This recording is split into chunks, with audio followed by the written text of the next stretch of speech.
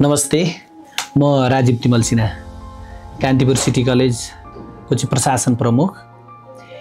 विगत 20 वर्षदेखि यस कलेजमा कार्यरत छु र हामीले जहिले पनि विद्यार्थीहरूलाई एउटा फ्यामिली इन्भाइरोमेन्टको रूपमा चाहिँ आज प्रशासन चलाउँछौँ, जहाँ विद्यार्थीहरूको एक्स्ट्रा करिकुलमका कुराहरू पनि एज अ प्रशासनले हेर्छ। अर्को डिसिप्लिनका कुराहरू भयो र विद्यार्थीमा हुने ग्रोथहरूमा खेलकुद जस्ता चाहिँ एक्टिभिटीहरू, हाजिर जवाफ प्रतियोगिता भयो, खेलकुदका टुर्नामेन्टहरू, फुटबल, क्रिकेट लगायतका अहिलेका नयाँ जेनेरेसनहरूले रुचाउने आइटीका विभिन्न गेमहरू भयो, सिभिलका प्रोजेक्टहरू भयो, यस्ता कुराहरूमा चाहिँ कान्तिपुर सिटी कलेजले जहिले पनि विभिन्न कलेजहरूले गरेको प्रतियोगितामा पुगेर जहिले पनि हाम्रा विद्यार्थीहरूले अव्वलताको प्रतीकको रूपमा चाहिँ धेरै ठाउँबाट चाहिँ पुरस्कारहरू जितेर आइसक्नु भएको छ।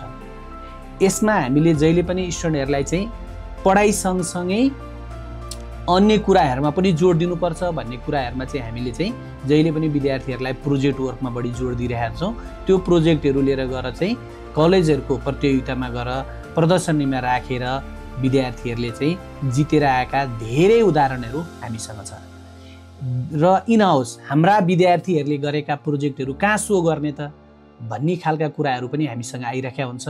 विभिन्न कलेजहरूको प्रतियोगितामा पनि जान्छ भने एज अ कान्तिपुर सिटी कलेजले इन हाउस एक्जिबिसन पनि गर्छ, जुन एक्जिबिसनमा चाहिँ विद्यार्थीहरूबाट बनाइएका प्रोजेक्टहरूलाई चाहिँ प्रदर्शनीमा राखिन्छ, जहाँ चाहिँ अभिभावकहरू, विभिन्न स्टेक होल्डरहरू, अफिसका मान्छेहरू, कम्पनीका मानिसहरू आएर चाहिँ यो प्रोजेक्टहरू अवलोकन गरेर धेरै विद्यार्थीहरूलाई हौसला दिएर चाहिँ कति प्रोजेक्टहरू चाहिँ आफूले अग्रिम अर्डर गरेको पनि इक्जाम्पलहरू छ।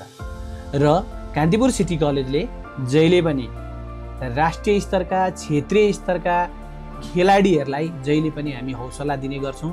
यदि त्यस्ता खेलाडीहरू हामी कहाँ पढ्न आउँछन् भने त्यस्ता खेलाडी भाइ बहिनीहरूको लागि चाहिँ हामीले छुट्टै एउटा स्केप बनाएका छौँ, जहाँ चाहिँ उहाँहरूलाई पढ्ने इन्भाइरोमेन्टको लागि चाहिँ हामीले सहयोग गर्नेछौँ र उहाँहरूको पर्सनल ग्रोथमा पनि जहिले पनि कलेजले सहयोग गर्नेछ। र डिसिप्लिनमा कान्तिपुर सिटी कलेज जहिले पनि चाहिँ अगाडि विद्यार्थीहरूलाई चाहिँ डिसिप्लिनको रूपमा अगाडि बढ्नुपर्ने हुन्छ भन्ने कुरालाई मूल मन्त्रका साथ अगाडि बढेका छौँ। धन्यवाद।